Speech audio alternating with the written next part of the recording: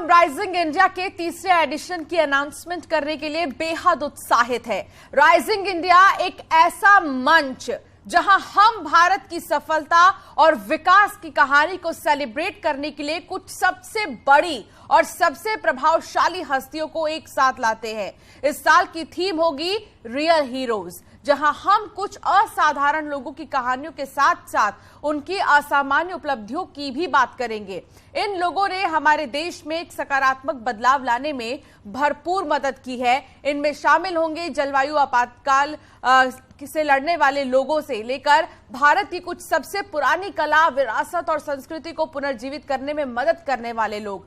देश भर से न्यूज 18 नेटवर्क के पत्रकारों के पूल ने हमारे बीच इन नायकों की पहचान करने में हमारी मदद की है और अगले कुछ हफ्तों में हम इन खास लोगों और इनकी कहानियों को आपके सामने लेकर आएंगे। कला की कद्र वक्त के साथ बढ़ती है और इस बात को डॉक्टर इस्माइल खत्री ने अपने अडिग विश्वास और प्रयत्नों से सिद्ध करके दिखाया है। अजरक जो है वो हमारा वंश परंपरा से काम चला रहा है और ये अजरक करीब 4,500 साल पुरानी कला है। जब 2001 में भूकंप के चलते कच्छ के कई गांव नष्ट हो गए तो डॉक्टर इस्माइल अपना निश्चय, अपनी कला और अपने लोगों को साथ लेकर अजरकपुर चले आए।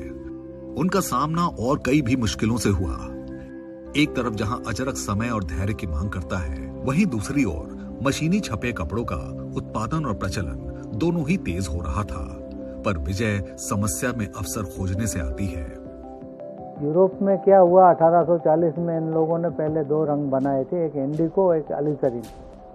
इसके बाद कलर की दुनिया में ये लोग विकास करते गए और जहर डालते गए अंदर, तो नतीजा ये हुआ कि चमड़ी का कैंसर यूरोप में बढ़ गया।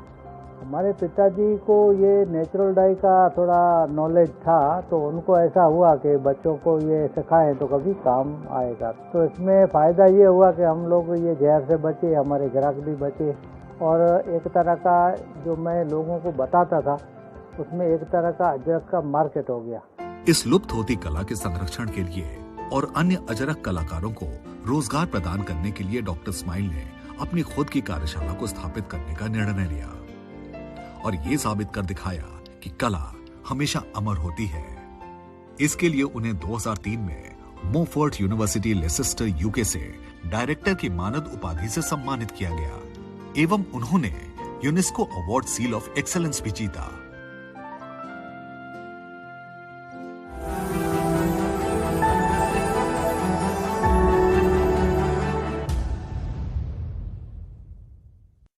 न्यूज हेडलाइंस के प्रायोजक